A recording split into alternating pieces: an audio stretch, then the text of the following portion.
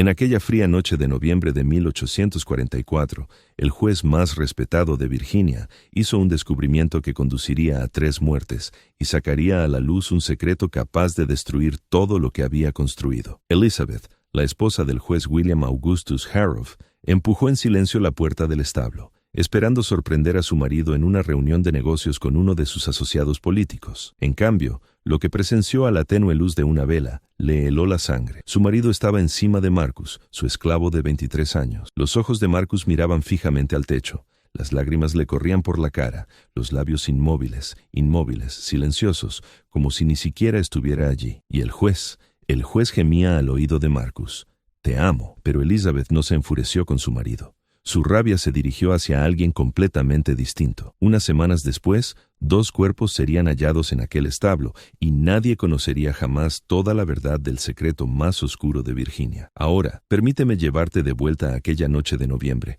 y contarte cómo la obsesión de un juez mató a 2 personas y cómo un esclavo murió por dentro durante 12 años. Esto no es solo una historia de asesinato, esta es la historia verdadera más dolorosa de obsesión homosexual y obediencia forzada escondida en la historia. Pero primero, dale a suscribirte y comenta abajo desde qué estado estás viendo, porque esta historia es más perturbadora que cualquier cosa que hayas escuchado. Ahora, déjame llevarte a donde todo realmente comenzó, no a noviembre de 1844, sino a marzo de 1832, cuando todo cambió para ambos hombres. La primavera en el condado de Fairfax, Virginia, llegó con el aroma de las flores del cornejo y el canto de los sinsonte entre robles antiguos. El valle de Shenandoah se extendía verde y fértil hacia el oeste, mientras que al este yacía el caos de Washington, D.C., a solo 20 millas de distancia. Era una tierra de contrastes. Caballeros agricultores que citaban a filósofos romanos mientras golpeaban a los seres humanos que poseían. Políticos que hablaban elocuentemente de libertad mientras su riqueza dependía por completo de la esclavitud. Iglesias llenas cada domingo de feligreses que no veían contradicción entre la misericordia cristiana y el poste de azotes. William Augustus Harrowf tenía 32 años en 1832, recientemente nombrado juez de circuito tras 6 años como fiscal. Era alto, quizá 1,88, con ese tipo de complexión esbelta que proviene de la energía nerviosa más que del trabajo físico. Tenía el cabello castaño oscuro, más corto de lo que dictaba la moda, y la cara afeitada cuando la mayoría de los hombres de su edad llevaba barba. Sus ojos eran de un gris pálido, de esos que parecen mirar a través de las personas y no a ellas. Quienes lo conocían lo describían como brillante pero frío, capaz de un gran razonamiento jurídico, pero carente de calidez humana básica. Se había casado con Elizabeth Thornton en 1829, una unión que tenía perfecto sentido político y social. Elizabeth provenía de una prominente familia de Richmond, con extensas tierras y conexiones con las familias más antiguas de Virginia. Aportó una dote de $8,000 y una red de relaciones que abría puertas a las que William nunca habría accedido por sí solo. Tenía 27 años cuando se casaron, considerada casi demasiado mayor para un primer matrimonio en una sociedad que prefería novias apenas salidas de la infancia. Era más bien agraciada que bella, con facciones marcadas, ojos inteligentes y una manera práctica que sugería que entendía exactamente qué clase de matrimonio sería este. Tuvieron 3 hijos en rápida sucesión: William Jr. en 1830, Catherine en 1831 y Robert en 1833. Elizabeth administraba la casa, criaba a los niños, asistía a los actos sociales apropiados y nunca se quejaba de las crecientes ausencias de su marido. Era una mujer práctica que se había casado por seguridad y posición, recibiendo exactamente lo que había acordado. Si notaba que William no mostraba afecto real hacia ella, que sus relaciones íntimas eran perentorias y cada vez más escasas, que parecía encontrar excusas para evitar su compañía, nunca lo mencionó. Así funcionaba el matrimonio para la gente de su clase. William poseía 12 personas esclavizadas en 1832, un número moderado que proporcionaba mano de obra suficiente para su propiedad de 300 acres sin ser ostentoso. Entre la comunidad esclavizada se le conocía por no ser particularmente cruel ni particularmente bondadoso. Seguía las convenciones de su época: comida y refugio adecuados, castigos severos por desobediencia, ninguna preocupación especial por la vida interior de las personas que poseía. Se consideraba a sí mismo un amo razonable, mejor que la mayoría. Nunca se le ocurrió que ser mejor que lo peor no era lo mismo que ser bueno. Su carrera legal avanzaba de manera constante. Tenía reputación de ser justo dentro del sistema en el que operaba, siempre cuidadoso con el procedimiento, siempre meticuloso en sus sentencias. Era conocido como alguien que liberaría a un esclavo si las tecnicidades legales lo exigían, pero que también condenaría a fugitivos a brutales azotes sin aparente remordimiento. La ley era la ley. Los sentimientos personales eran irrelevantes. Esta rígida adhesión al precedente y al procedimiento lo hacía respetado, si no querido. Era el tipo de hombre que otros abogados podían predecir, y la previsibilidad era valiosa en un sistema legal. Pero William guardaba un secreto que lo habría destruido si alguien lo hubiera descubierto. Desde la adolescencia se sentía atraído por los hombres, no por las mujeres. Nunca por las mujeres. Su matrimonio con Elizabeth había sido un acto de supervivencia, una representación necesaria para mantener su posición en una sociedad que habría rechazado por completo su verdadera naturaleza. Había esperado que el matrimonio lo cambiara, que la cercanía de una mujer despertara deseos que parecían ausentes, pero no funcionó. Si algo hizo el matrimonio, fue volver su secreto más doloroso, más peligroso, más imposible de reconocer, incluso para sí mismo. Manejaba este conflicto interno mediante el control rígido y la negación absoluta. Se volcó en su trabajo, pasaba largas horas revisando casos, redactando opiniones, asistiendo a sesiones judiciales en distintos condados. Evitaba situaciones sociales en las que pudiera sentirse tentado. Nunca se permitía mirar demasiado tiempo a ningún hombre. Construyó muros a su alrededor tan altos que ni él mismo podía ver por encima. Y se decía que ese vacío, esa sensación de estar siempre representando un papel, siempre escondiéndose, era simplemente cómo se sentía la vida para todos. Entonces, en marzo de 1832, llegó Marcus. Marcus había nacido en 1821 en una plantación de Carolina del Norte, hijo de una mujer esclavizada llamada Rachel y de un capataz blanco que nunca lo reconoció. Desde su nacimiento, Marcus ocupó un extraño terreno intermedio en la jerarquía de la plantación. Su piel clara y rasgos refinados lo marcaban como alguien que no encajaba del todo en ningún mundo, esclavizado, pero no lo bastante negro como para que otros esclavos lo aceptaran plenamente. Medio blanco, pero completamente sin los privilegios que la blancura solía conllevar. Creció aislado, trabajando en la casa principal en lugar de en los campos, aprendiendo a leer y escribir en secreto al observar las lecciones de los hijos del propietario. Lo que Marcus no sabía entonces, lo que no podía saber, era que esas mismas cualidades que lo hacían valioso para hogares blancos serían la fuente de su destrucción, que su apariencia, su educación, su refinamiento cuidadoso lo señalarían como objetivo para hombres como William Harrow, que las habilidades destinadas a protegerlo lo harían vulnerable de maneras de las que nunca podría escapar. A los 11 años, Marcus había desarrollado una estrategia de supervivencia. Mantén la cabeza baja, nunca muestres emoción, vuélvete invisible.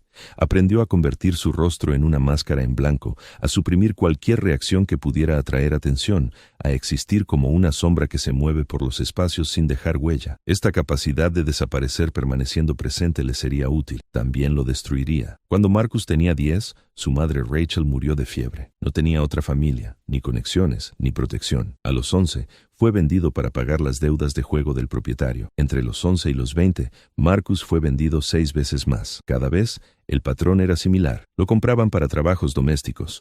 Su educación y apariencia lo hacían valioso para puestos que requerían interacción con visitantes blancos. Pero entonces algo sucedía. La esposa del amo se sentía incómoda con la atención de su marido hacia el joven esclavo. Surgían acusaciones, nunca explícitas, pero que insinuaban conducta impropia. Marcus era vendido rápida y silenciosamente para evitar el escándalo. A los 20, Marcus había aprendido a no confiar en nada. Ni en la bondad, ni en las promesas, ni en la seguridad. Había aprendido que su apariencia, los rasgos que lo hacían valioso, también lo hacían vulnerable. Había aprendido que los hombres blancos tomarían lo que quisieran y luego lo culparían por sus actos. Y había aprendido que la única forma de sobrevivir era no sentir nada, no mostrar nada, no ser nada excepto lo que exigieran de él en cada momento. El juez Hargrove compró a Marcus en marzo de 1832 por $850 a un traficante de Richmond especializado en sirvientes domésticos refinados. La compra se justificó como necesaria para las crecientes obligaciones sociales del juez.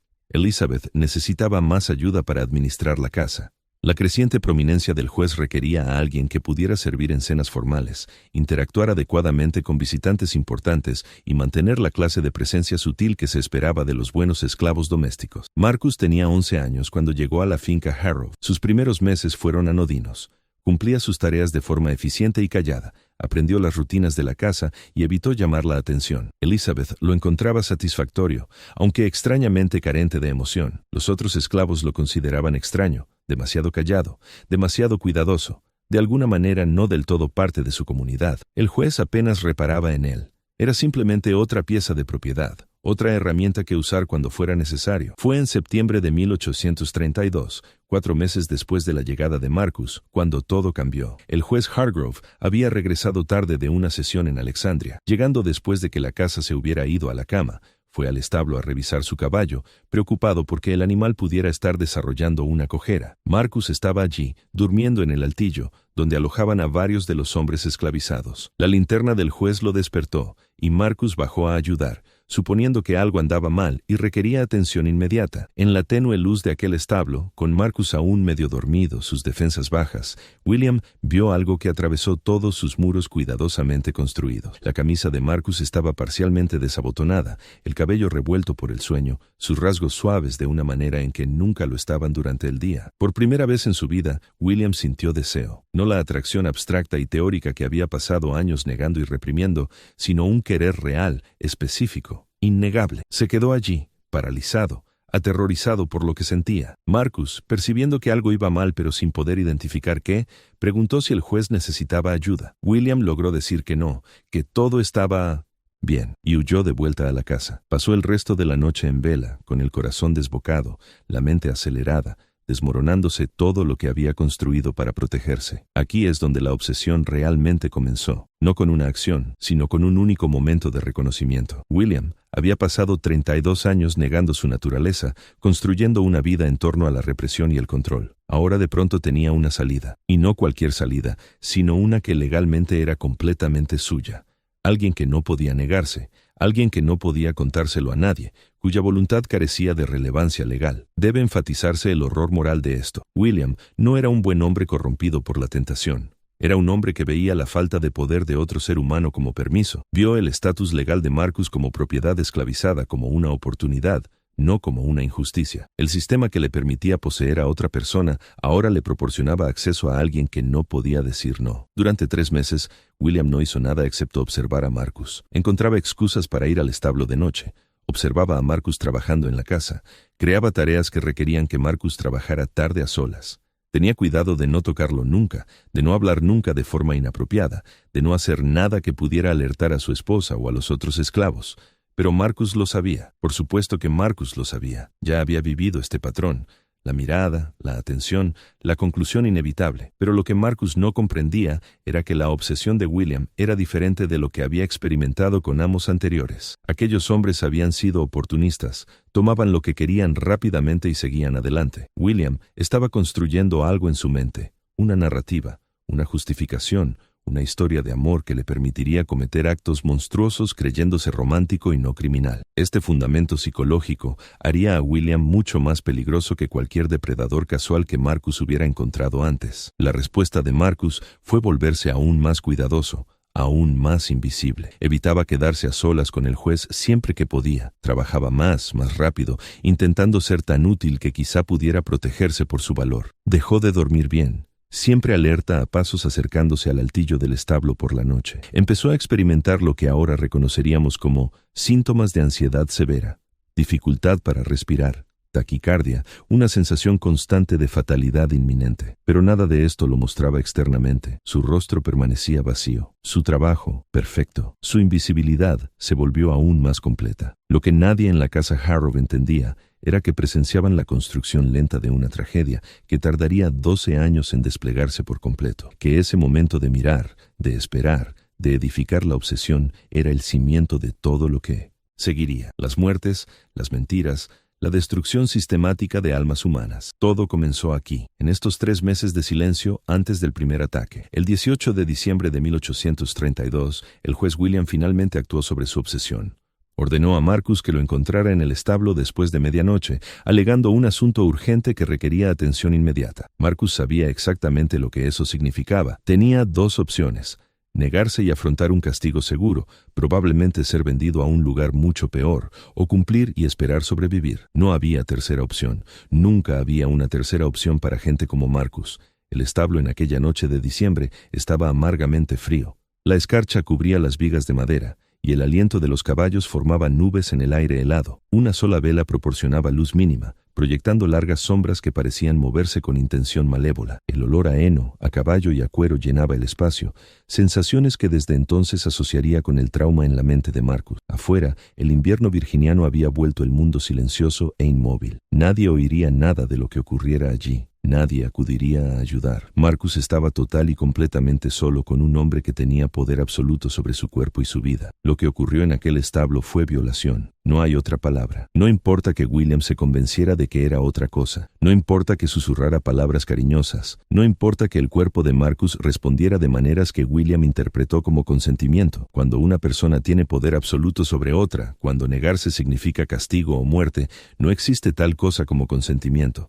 Solo hay cumplimiento nacido del terror. La respuesta de Marcus durante y después del ataque revela todo sobre su estado psicológico. No luchó, no gritó, no suplicó. Se fue a algún lugar dentro de sí, un espacio mental al que había aprendido a acceder durante otros traumas en su corta vida. Sus ojos se fijaron en una grieta del techo del establo. Su respiración se volvió mecánica. Su cuerpo quedó laxo salvo por respuestas involuntarias que no podía controlar. Desapareció permaneciendo físicamente presente. Después, William estaba eufórico.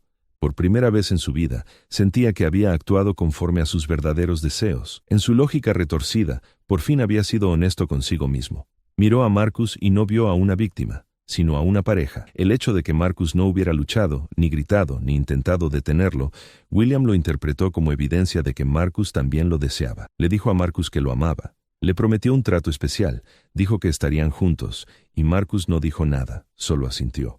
Solo esperó a ser despedido, solo volvió al altillo del establo y se quedó mirando al techo hasta el amanecer. Así comenzó un patrón que continuaría durante los siguientes 12 años. 2 o 3 veces por semana, a veces más, el juez William llamaba a Marcus al establo. Cada vez, el mismo guión. William se convencía de que aquello era amor, que era mutuo, que Marcus lo quería. Marcus desaparecía dentro de sí y esperaba a que terminara. Y después, William hablaba de cuánto significaba Marcus para él, mientras Marcus permanecía en silencio. La tortura psicológica que esto infligía a Marcus no puede exagerarse. Era violado repetidamente mientras su violador insistía en que era un romance. Sus respuestas corporales naturales, cosas que no podía controlar, se utilizaban como evidencia de su consentimiento. No podía defenderse sin arriesgar la muerte. No podía huir sin ser capturado y probablemente asesinado. Ni siquiera podía mostrar sus verdaderos sentimientos sin potencialmente provocar algo peor. Así que perfeccionó su acto de desaparecer. Se volvió tan bueno en la disociación emocional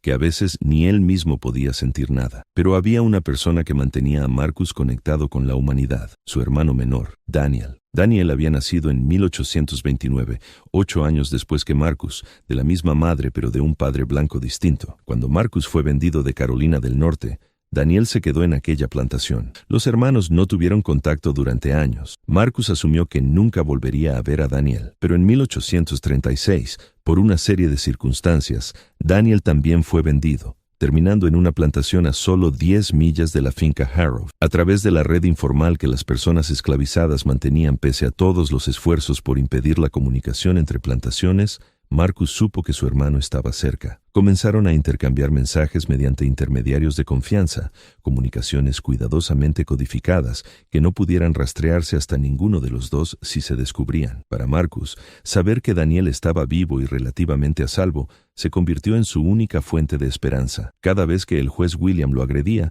Marcus pensaba en Daniel. Cada vez que quería rendirse, recordaba que tenía un hermano que dependía de él. Pero el juez William descubrió esas comunicaciones en 1837 y, en lugar de simplemente prohibir el contacto, se dio cuenta de que ahora tenía la palanca perfecta para asegurar la obediencia completa de Marcus. Le dijo que si alguna vez se negaba, si mostraba cualquier señal de resistencia, se aseguraría de que Daniel fuera vendido a la peor situación posible, una plantación azucarera en Luisiana, donde los esclavizados vivían solo unos años bajo condiciones brutales, o una plantación algodonera en Mississippi, conocida por literalmente trabajar a la gente hasta la muerte. Esta amenaza lo cambió todo. Antes, Marcus cumplía por miedo a su propia seguridad.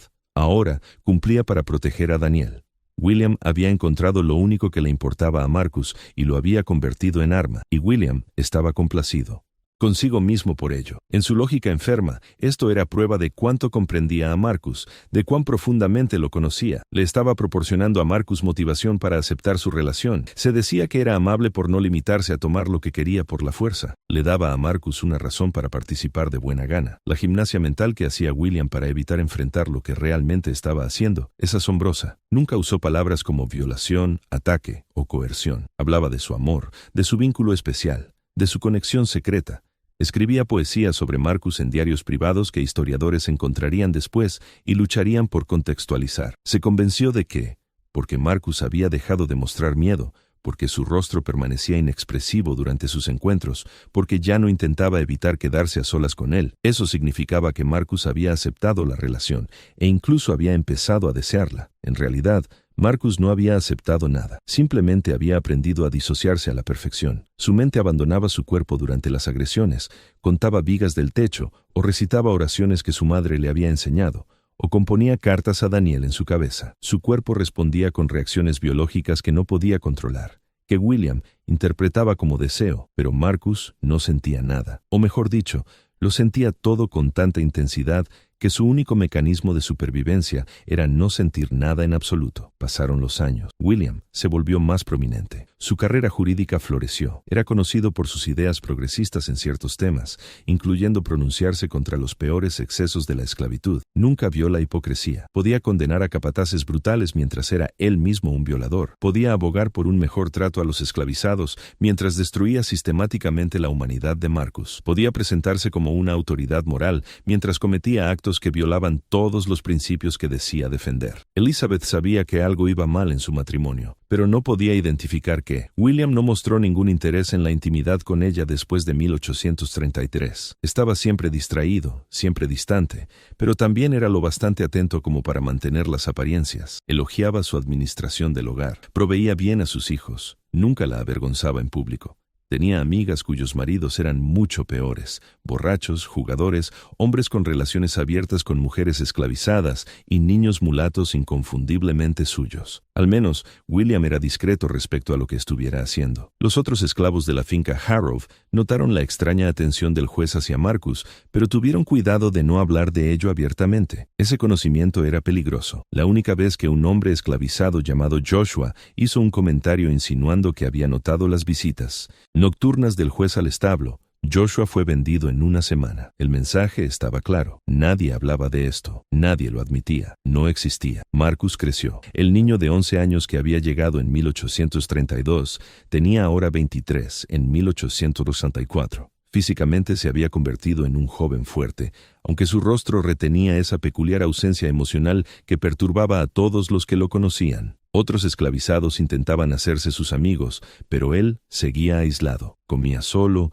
trabajaba solo, hablaba solo cuando era absolutamente necesario. Algunas mujeres esclavizadas se acercaron a él con interés romántico, pero no mostró respuesta. Existía en un estado de espera perpetua, aunque si le hubieran preguntado qué esperaba, no habría sabido responder. Daniel tenía ahora 15 años, aún en la plantación a 10 millas. A través de su cuidadoso intercambio de mensajes, Marcus sabía que su hermano estaba siendo formado como sirviente de casa, aprendiendo las mismas habilidades que lo habían hecho valioso a él. Esto aterraba a Marcus. Sabía lo que su apariencia y habilidades le habían costado. Deseaba desesperadamente que Daniel evitara el mismo destino, pero no podía hacer nada para protegerlo excepto seguir soportando la atención del juez William, con la esperanza de que fuese suficiente para mantener a Daniel a salvo. El 3 de noviembre de 1844, algo cambió. El juez William informó a Marcus que la plantación donde trabajaba Daniel estaba en venta. Todas las personas esclavizadas en esa propiedad serían subastadas a distintos compradores.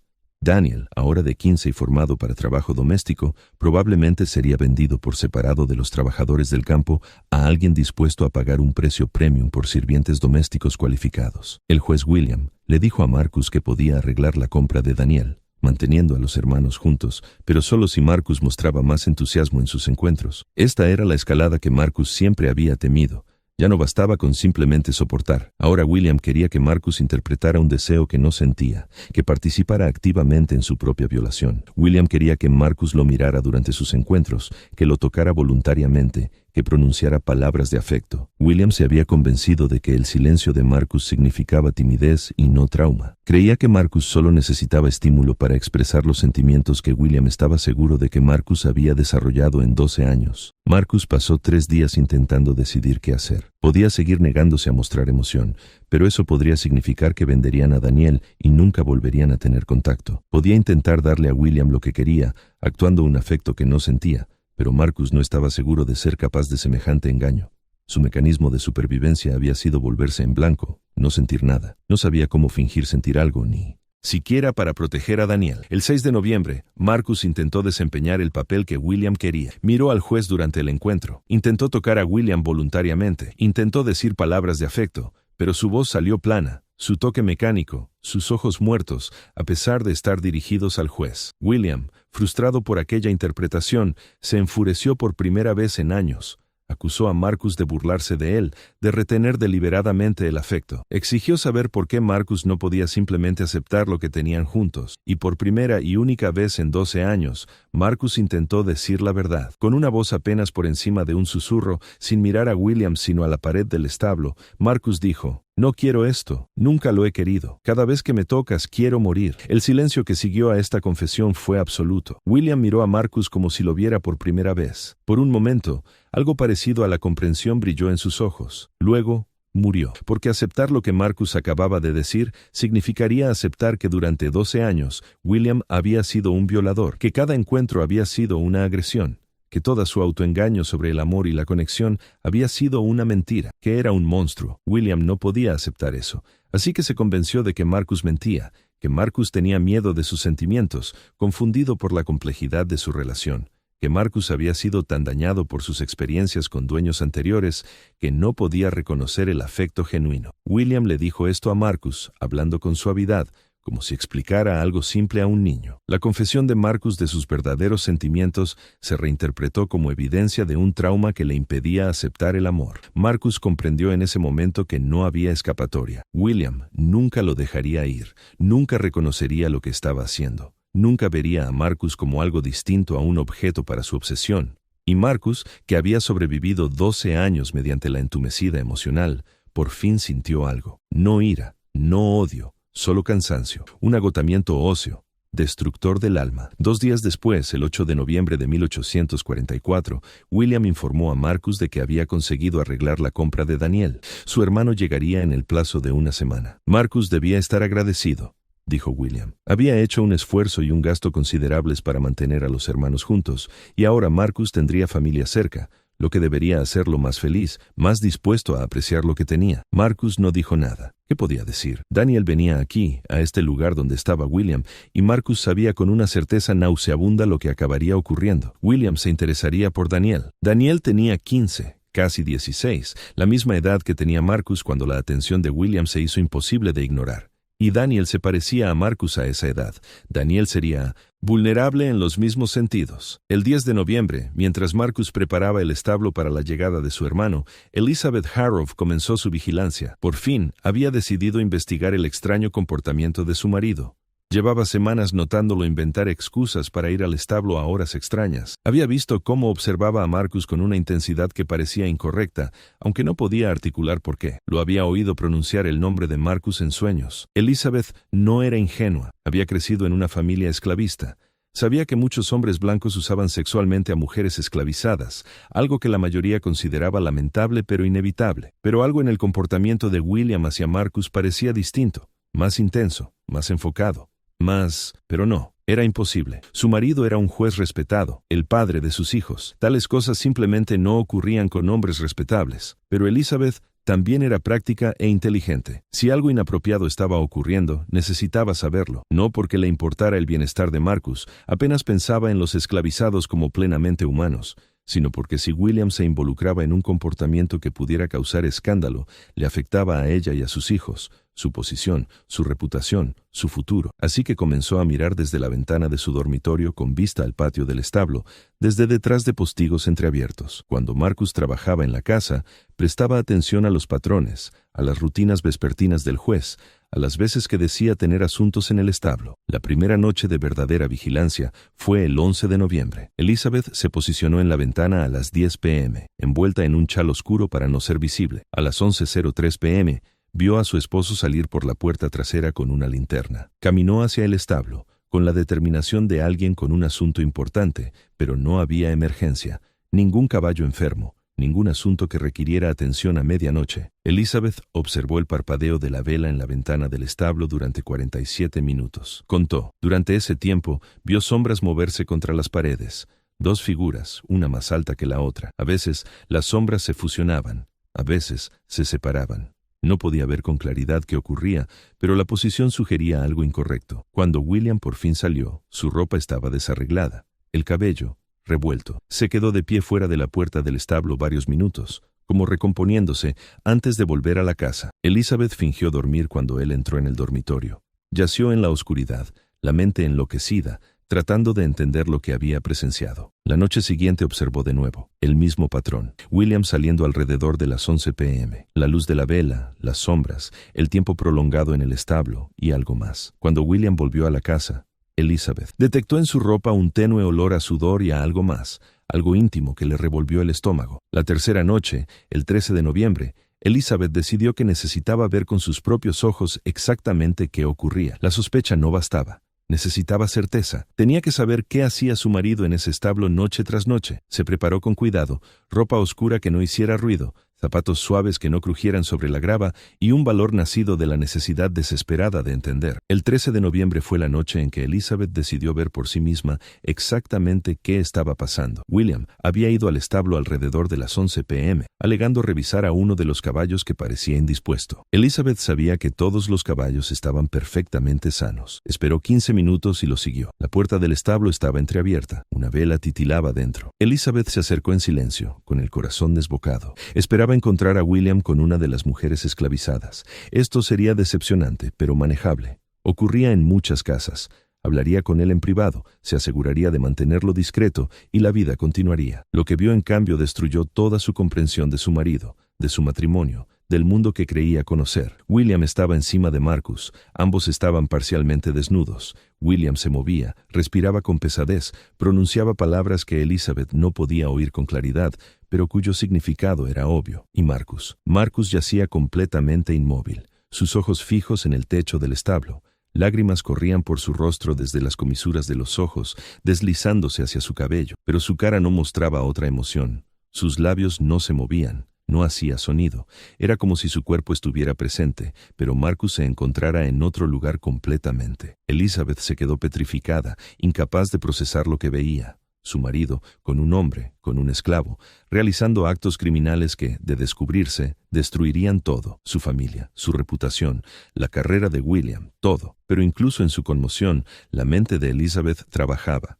Y la conclusión a la que llegó no fue que su marido era un violador, no que Marcus era una víctima, sino que Marcus de algún modo había seducido a su marido, que aquel hombre esclavizado había corrompido a un hombre blanco decente y respetable, que la juventud y apariencia de Marcus habían tentado a William a actos que jamás habría considerado de otro modo. Observó durante varios minutos, horrorizada, incapaz de apartar la vista. Vio a William susurrar algo que parecía «Te amo» al oído de Marcus. Vio a Marcus no responder en absoluto, pero interpretó la falta de respuesta de Marcus no como trauma, sino como manipulación, como si Marcus retuviera deliberadamente el afecto para mantener poder sobre el juez. La rabia de Elizabeth creció mientras miraba. Por eso William había dejado de venir a su cama. Por eso su matrimonio se había vaciado. Porque ese esclavo le había robado a su marido, lo había corrompido, había destruido su familia. Regresó a la casa, la mente acelerada. No podía confrontarlos de inmediato. Necesitaba pensar, planear, decidir cómo manejar aquello de un modo que protegiera sus intereses. Exponerlo públicamente la destruiría tanto como a William, pero no podía permitir que continuara. Durante los días siguientes, Elizabeth observó y planificó. Vio a William ir repetidamente al establo. Vio el rostro vacío de Marcus, sus movimientos mecánicos, su completa falta de iniciativa o entusiasmo, pero lo interpretó todo a través de su creciente rabia. Se convenció de que Marcus jugaba un juego cuidadoso, aparentando reticencia para hacer que William lo deseara más, que Marcus había aprendido a manipular a los hombres mediante una falsa vulnerabilidad. Lo que Elizabeth nunca consideró, lo que no podía permitirse considerar, era que Marcus pudiera ser víctima y no seductor, porque aceptar esa verdad significaría reconocer que su marido era capaz de una violación sistemática, que el hombre con quien se había casado, el padre de sus hijos, el juez respetado, era un monstruo. Era psicológicamente más fácil culpar al esclavo que enfrentar la realidad de con quien había compartido su vida durante 15 años. Este mecanismo de defensa, culpar a la víctima indefensa en lugar del perpetrador poderoso, era común en el mundo de Elizabeth. Lo había visto docenas de veces. Mujeres esclavizadas culpadas por la violencia sexual del amo, hombres esclavizados culpados por las palizas que recibían. Siempre era más fácil condenar a quienes no podían defenderse que desafiar a quienes tenían el poder. Elizabeth simplemente seguía el patrón que su sociedad le había enseñado, pero esa explicación no excusa lo que estaba a punto de hacer. Para el 20 de noviembre, Elizabeth se había convencido por completo de la culpa de Marcus. Cada mirada la percibía como seductora.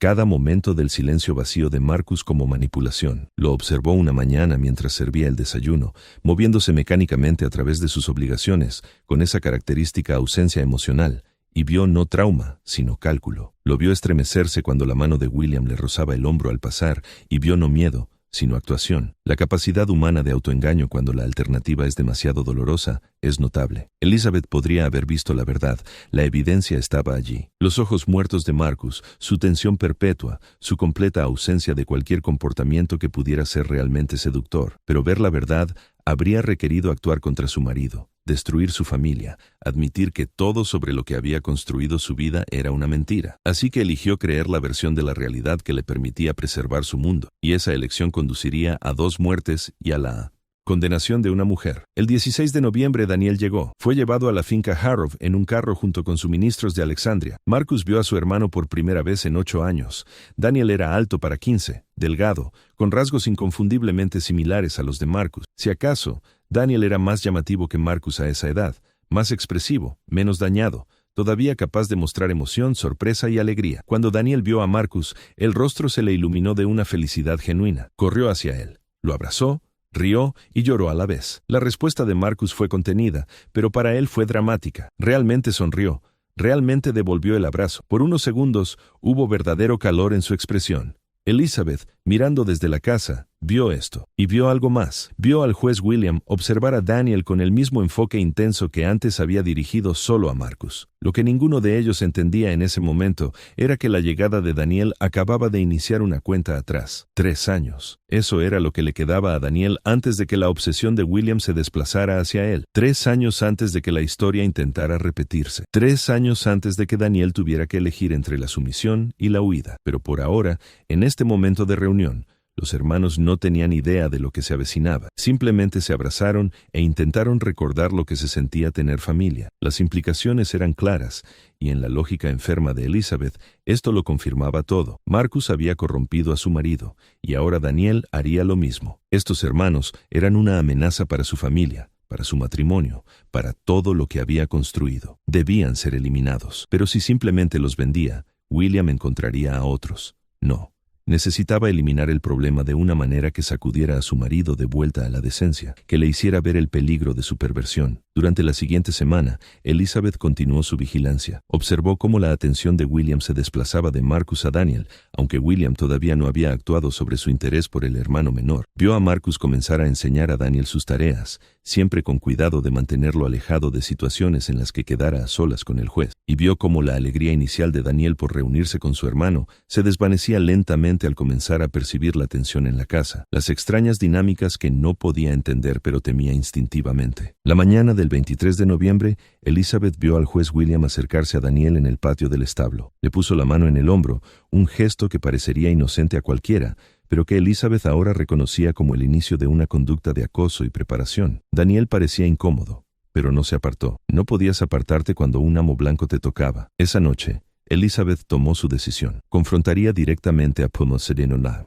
Marcus lo obligaría a admitir su corrupción y luego lo eliminaría de una manera que pareciera accidental o justificable. Diría que Marcus la había atacado, que se había defendido, que era lamentable pero necesario. Nadie cuestionaría el relato de una mujer blanca que decía haber sido amenazada por un esclavo. Y con Marcus fuera, William quedaría libre de esa influencia corruptora. Su marido volvería a la normalidad. Su matrimonio se restauraría. La noche del 24 de noviembre, Elizabeth esperó hasta que William se retiró a su estudio después de la cena. Fue al establo, donde Marcus estaba acomodando a los caballos para la noche. Llevaba una pistola oculta entre los pliegues del vestido. Nunca había disparado un arma, pero había visto al capataz entrenar a hombres esclavizados a disparar para cazar. Entendía la mecánica básica: apuntar, apretar el gatillo. Simple. Marcus percibió peligro en el momento en que Elizabeth entró al establo. En 12 años de hipervigilancia, había desarrollado instintos sobre la amenaza. Se irguió de su labor con los caballos, el rostro cuidadosamente vacío. «Señora, ¿necesita algo?» Elizabeth cerró la puerta del establo tras de sí. «Sé lo que has estado haciendo, Marcus. Sé lo que le has hecho a mi marido». El corazón de Marcus empezó a latir con fuerza, pero su cara no mostró nada. «Señora, no entiendo. No me mientas». Su voz temblaba de rabia. «Te he visto aquí con William. Lo he visto todo». Marcus se quedó muy quieto. Esta era la confrontación que había temido durante 12 años, la exposición que llevaría a su muerte, no a manos del juez, sino de su esposa, porque por supuesto lo culparía a él. Por supuesto lo vería como la influencia corruptora. Así es como siempre funcionaba. «Señora», dijo Marcus con cuidado, «yo nunca... lo sedujiste». Elizabeth casi gritaba ahora. «Usaste tu apariencia, tu juventud, para corromper a un hombre decente. Has envenenado mi matrimonio, destruido a mi familia, y ahora vas tras su hermano. ¿Creíste que lo permitiría?» Marcus podría haber intentado explicarlo. Podría haberle contado sobre los 12 años de violación, la amenaza constante, la manera en que intentó resistirse. ¿Pero para qué? No le interesaba la verdad. Había decidido su narrativa y su realidad era irrelevante. Así que no dijo nada, solo esperó a ver qué haría ella. Elizabeth sacó la pistola. Le temblaban las manos. «Te irás de esta finca esta noche, huirás, y cuando te encuentren, cuando te traigan de vuelta, declararé que me atacaste, que trataste de...». No pudo pronunciar las palabras. «Te matarán, y será por tu culpa». Marcus miró la pistola, luego el rostro de Elizabeth, luego la puerta del establo. Podía intentar huir, quizá lograrlo. Pero entonces, ¿qué? ¿A dónde iría? ¿Cómo sobreviviría? Y Daniel se quedaría aquí, vulnerable, sin nadie que lo protegiera o de quién protegerlo. «No huiré», dijo Marcus en voz baja. «Si va a matarme, hágalo». Esta respuesta sorprendió a Elizabeth. Esperaba súplicas, ruegos, ofertas de irse, cualquier cosa salvo esa aceptación serena. La sacó de su centro. Tú no decides. No puedes simplemente... La puerta del establo se abrió. El juez William estaba en el umbral con una linterna en la mano. Había oído voces elevadas desde la casa y había ido a investigar. Vio a su esposa con la pistola. Vio a Marcus muy quieto, antinaturalmente calmado. Comprendió al instante lo que ocurría, o al menos una parte de ello. «Elizabeth», dijo William con cuidado, «baja el arma. Tú sabías que estaba aquí». La voz de Elizabeth temblaba. Oí gritos. «¿Qué estás haciendo? ¿Qué estoy haciendo? ¿Qué estás haciendo tú?» La rabia de Elizabeth se redirigió hacia su esposo. «Te he visto, William. Te he observado durante días. Sé lo que has estado haciendo con este esclavo. ¿Cómo pudiste? ¿Cómo pudiste hacerme esto a mí, a nuestros hijos, a ti mismo?» William palideció. Durante 12 años su mayor temor había sido ser descubierto. Y ahora había sucedido. Pero su reacción no fue vergüenza ni admisión. Fue negación y contraataque. «No sé qué crees que viste, pero... no te atrevas a mentirme». Elizabeth gritaba ya. «Te vi con él en este establo, haciendo cosas, realizando actos». No pudo terminar, pero no hacía falta. La verdad flotaba en el aire entre ellos, imposible de ignorar. El rostro de William pasó por varias expresiones. Horror, miedo, luego algo que se endurecía. «Aunque lo que insinúas fuera cierto, cosa que no admito, ¿cómo sería eso culpa de Marcus? Es propiedad.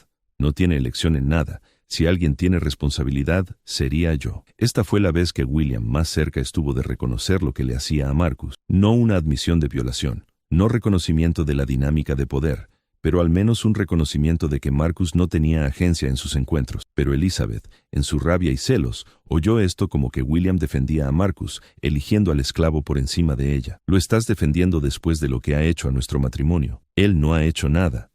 William se detuvo porque para defender de verdad a Marcus tendría que admitir que Marcus nunca había querido nada de eso, que cada encuentro fue coacción, que William había violado a alguien durante 12 años, y William aún no podía enfrentar esa verdad. Marcus, de pie entre ambos, observaba aquella discusión con un desapego extraño. Estas dos personas discutían sobre él como si no estuviera presente, hablando de su vida, su cuerpo, su voluntad, sin preguntar una sola vez qué quería o sentía. Siempre había sido así. No era una persona para ellos. Era un problema a resolver. Elizabeth tomó su decisión. Si William no entraba en razón, si no reconocía cómo lo había corrompido Marcus, ella lo obligaría a ver. Alzó la mano en bonana, pistola apuntando a Marcus. Voy a arreglar esto. Eliminaré la tentación y entonces volverás en ti. William se movió sin pensar. Se lanzó hacia su esposa tratando de arrebatarle la pistola, no para proteger a Marcus, o no solo para protegerlo, sino para prevenir el escándalo, para impedir un asesinato que levantaría preguntas, para mantener el control de una situación que se precipitaba al caos. Forcejearon. Elizabeth gritaba. William intentaba quitarle el arma. Marcus estaba inmóvil, observando la escena surrealista. Podría haber huido entonces, escapar mientras peleaban. Pero, ¿a dónde iría? Y Daniel dormía en los cuartos de los esclavos. Marcus no podía abandonar a su hermano. La pistola se disparó. El sonido fue enormemente fuerte en el espacio cerrado. Elizabeth tropezó hacia atrás con gesto de sorpresa. La sangre se extendió por el frente de su vestido. Le habían disparado en el pecho. No era fatal de inmediato, pero ciertamente mortal, sin una intervención médica rápida que no llegaría a tiempo. William estaba de pie con la pistola en la mano, la cara blanca de shock. No había querido dispararle. Estaba tratando de desarmarla, y en el forcejeo, el arma se disparó. Un accidente, completamente involuntario, pero eso no importaría.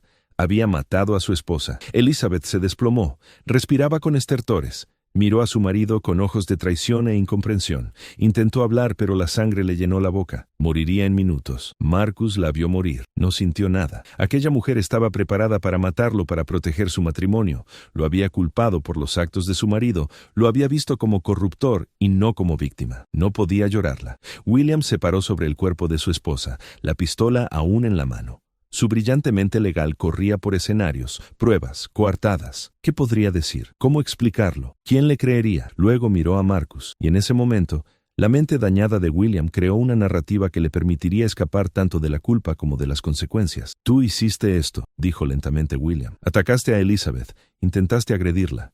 Vine a defenderla, pero llegué tarde. Tú le disparaste. Marcus lo miró. Nadie creerá eso. Todos lo creerán, dijo William con convicción creciente. Eres un esclavo. Ella era una mujer blanca. Eso es todo lo que importa. Diré que oí gritos. Vine a investigar. Te encontré agrediéndola. Tomaste la pistola de su bolso, le disparaste y tuve que reducirte. Es una narrativa simple y todos la aceptarán. ¿Y luego qué? La voz de Marcus estaba hueca. Me ahorcarán. Sí, dijo William en voz baja. Te ahorcarán. Lo siento, Marcus. De verdad lo siento. Pero no puedo permitir que mis hijos pierdan a ambos padres. No puedo destruir su futuro por esto. Por primera vez en 12 años, Marcus sintió ira. No el entumecimiento perfeccionado, no la disociación, sino una rabia ardiente. Me has estado violando durante 12 años, dijo Marcus con la voz temblorosa. Has destruido mi vida, amenazado a mi hermano, te has convencido de que era amor y ahora me matarás para protegerte, ¿y dices que lo sientes? William se estremeció ante la palabra violación. Aún no podía aceptar que eso era lo que había estado haciendo. Nunca quise hacerte daño. Nunca pensé que teníamos algo. No pensaste nada, dijo Marcus.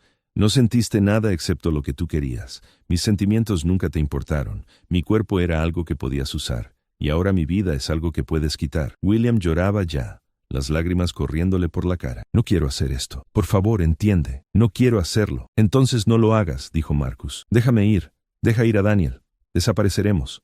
No volverás a vernos. William negó con la cabeza. No puedo. Te encontrarían. Te traerían de vuelta. Y entonces saldría la verdad. No, esta es la única manera. Marcus miró al hombre que lo había torturado durante 12 años.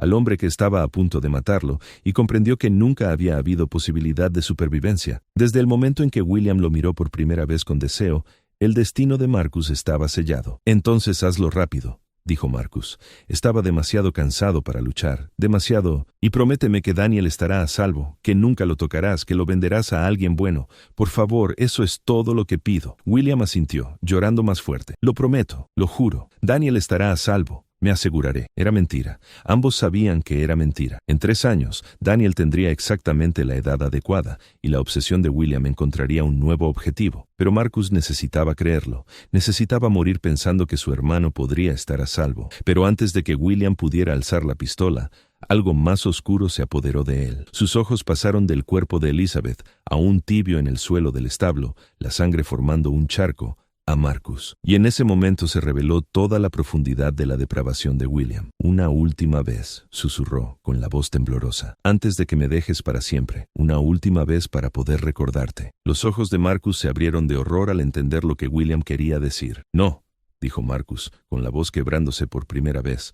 Por favor, no con ella, no mientras. Pero William ya se movía hacia él, la pistola olvidada temporalmente, puesta sobre un fardo de heno cercano. Sus manos se extendieron hacia Marcus con ese hambre posesiva familiar que había definido 12 años de tortura. Marcus podría haber luchado, podría haber agarrado la pistola, podría haber intentado huir, pero 12 años de condicionamiento habían destruido su capacidad de resistir cuando William lo tocaba. Lo que ocurrió a continuación, con el cadáver de Elizabeth, enfriándose a pocos pies de distancia, con su sangre aún fresca en el suelo del establo, fue la violación más definitiva de la humanidad de Marcus. William lo tomó por última vez, sus lágrimas cayendo sobre el rostro de Marcus, susurrando declaraciones de amor que hacían que Marcus quisiera gritar. Los ojos de Marcus se fijaron en el techo, contando las vigas como había hecho cientos de veces, pero esta vez, lágrimas silenciosas le corrían por el rostro hasta el cabello. Esta vez, su cuerpo se negó a desaparecer por completo. Esta vez,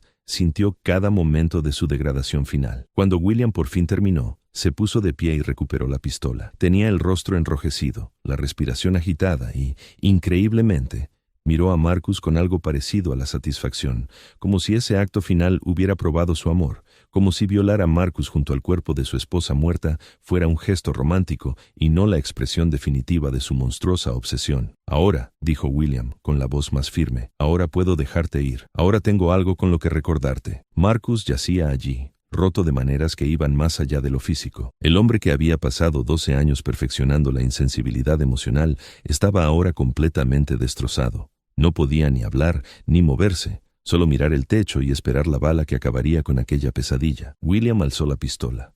Le temblaba la mano. Lo siento, susurró. Lo siento mucho. Te amé. De verdad te amé. No, dijo Marcus apenas audible. Nunca me amaste. No sabes lo que es el amor. William apretó el gatillo. La bala alcanzó a Marcus en el pecho. Marcus cayó hacia atrás, su sangre uniéndose a la de Elizabeth en el suelo del establo. Miró el techo, las grietas que había memorizado durante 12 años. Pensó en Daniel, en su madre, en todos los momentos de su vida antes de que William lo comprara. Murió en 2 minutos. William se quedó de pie sobre los dos cuerpos, la pistola colgando de su mano. Había matado a su esposa y a la persona que se había convencido de que amaba. Todo para proteger una reputación, una posición, una vida construida sobre mentiras. Debería haber sentido algo, culpa, horror, dolor, pero lo único que sintió fue entumecimiento, igual que Marcus había sentido durante 12 años.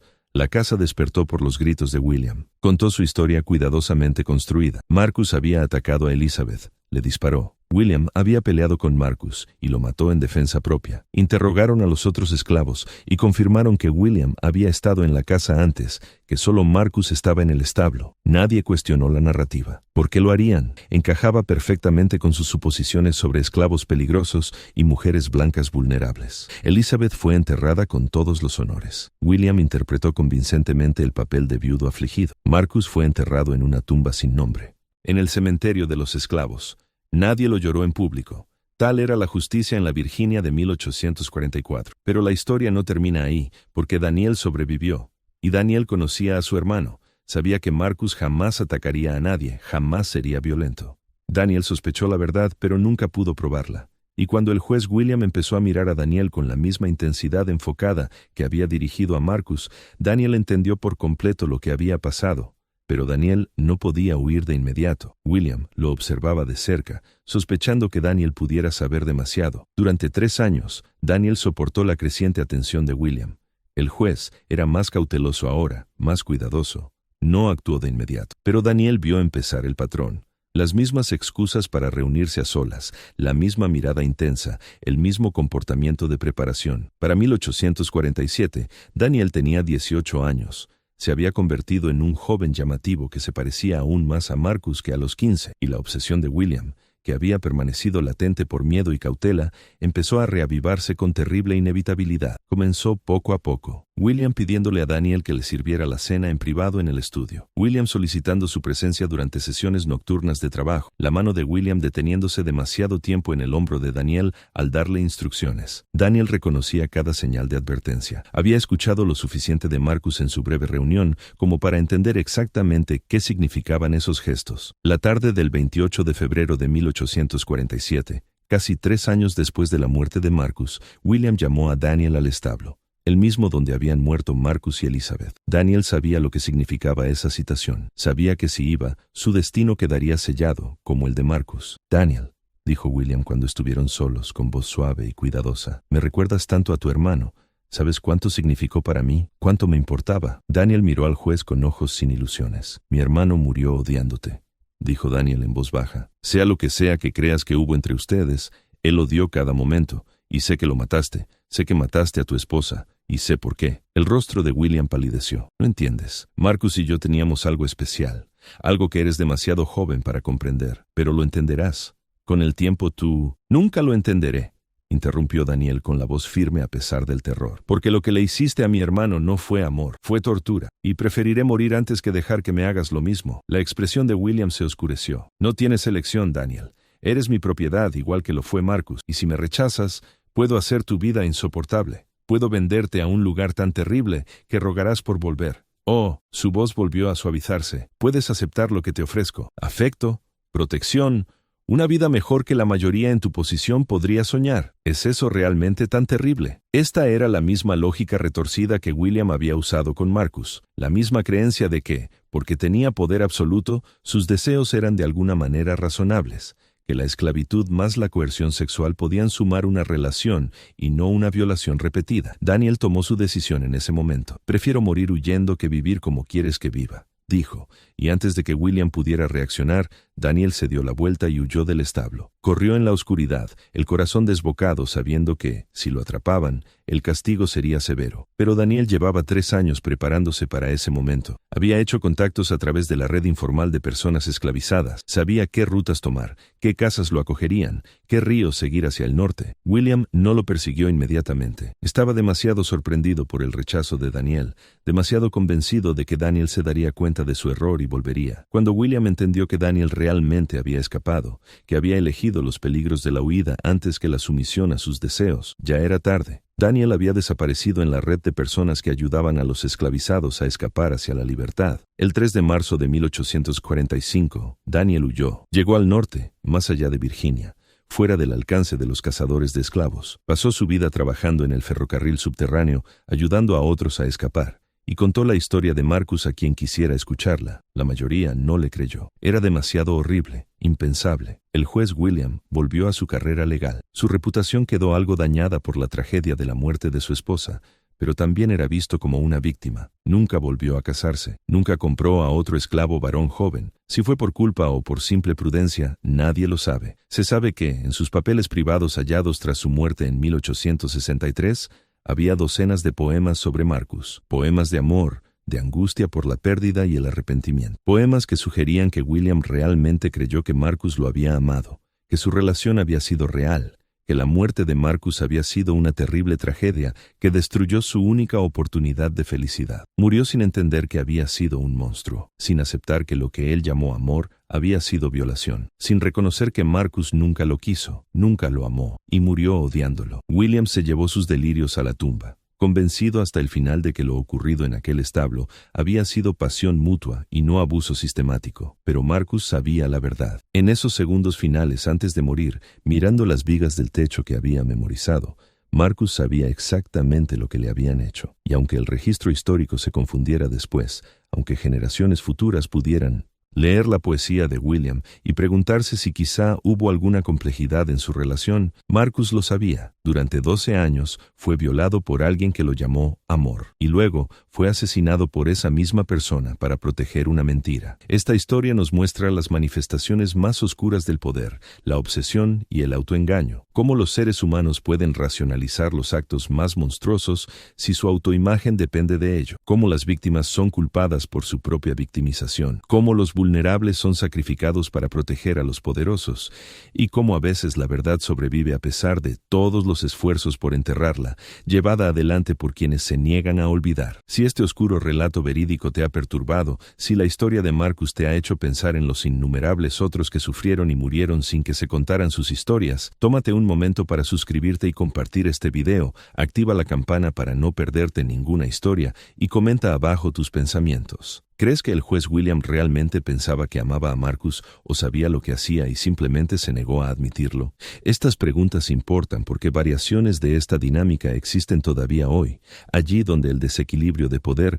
permite a algunos reescribir la realidad a su conveniencia. La próxima vez que alguien te diga que el pasado era más simple, que ciertos problemas son inventos modernos, recuerda a Marcus. Recuerda cómo le robaron 12 años de vida a alguien que lo llamó amor. Recuerda cómo murió para proteger la reputación de un hombre poderoso. Recuerda que el sufrimiento humano no es nuevo y que tampoco lo es que los poderosos se mientan a sí mismos sobre el daño que causan. 3 años después de la muerte de Marcus, Daniel envió una carta a un periódico del norte detallando la historia de su hermano. El periódico publicó una breve nota, pero la mayoría de los lectores la desestimó como propaganda abolicionista o exageración. La verdad era demasiado perturbadora para creerla, pero Daniel siguió contando la historia y eventualmente algunos le creyeron, y esos creyentes se la contaron a otros. Y lentamente, a pesar de los mejores esfuerzos del juez William por controlar la narrativa, a pesar de las cómodas conclusiones legales que protegieron su reputación, la verdad de lo ocurrido se difundió a través de las redes de personas que entendían